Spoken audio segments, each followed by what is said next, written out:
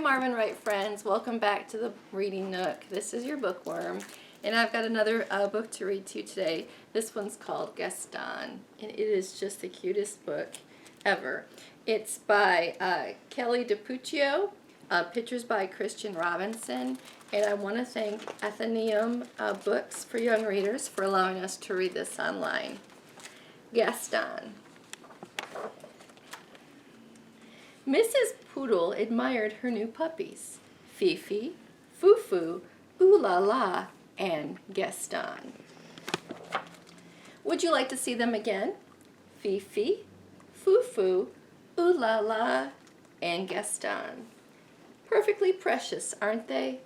Mrs. Poodle thought so too. The puppies grew, as puppies do.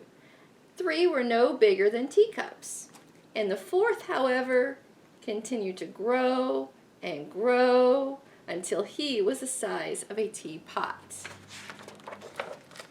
Mrs. Poodle took pride in teaching her puppies how to be proper pooches.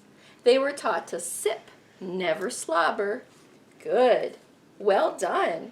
Very nice. Nice try. They were taught to yip, never yap. Yip, yip, yip. Ruff. And they were taught to walk with grace, never race. Tip, toe, tippity-toe, whoa! The puppies were also taught how to look pretty in pink, nibble their kibble, and ride in style. Whatever the lesson, Gaston always worked the hardest, practiced the longest, and smiled the biggest. Mrs. Poodle was very pleased with all her puppies, Fifi, Foo-Foo, Ooh La La, and Gaston.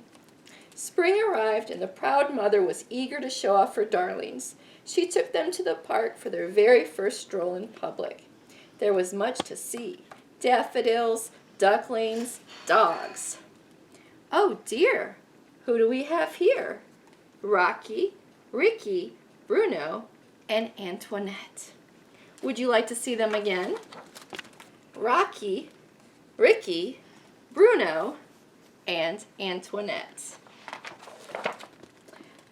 This was more than a little awkward. The mother sized up the pups. The pups sized up one another. It seems there has been a terrible mistake, Mrs. Bulldog said, breaking the silence. Oui, oui, Mrs. Poodle agreed sadly. Whatever shall we do? Mrs. Bulldog could not come up with an answer. I guess we'll let them decide, she replied at last. Gaston and Antoinette were young, but even they could see that there had been a mix-up. The 2 puppies began to circle around and around the group. Gaston walked with grace. Antoinette raced.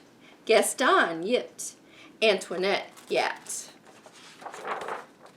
And when they finally came to a stop, the puppies had traded places. There, that looked right. It just didn't feel right. That evening, Antoinette tried to fit in with her new sisters, but she did not like anything proper or precious or pink. Phooey! On the other side of town, Gaston tried to fit in with his new brothers, but he did not like anything brutish or brawny or brown. Ick!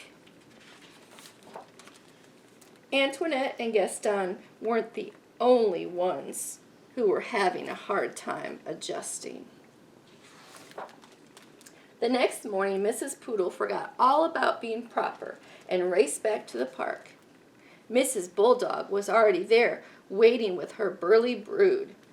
It seems we've made a terrible mistake, she nearly shouted. Oui, oui, Mrs. Poodle agreed happily.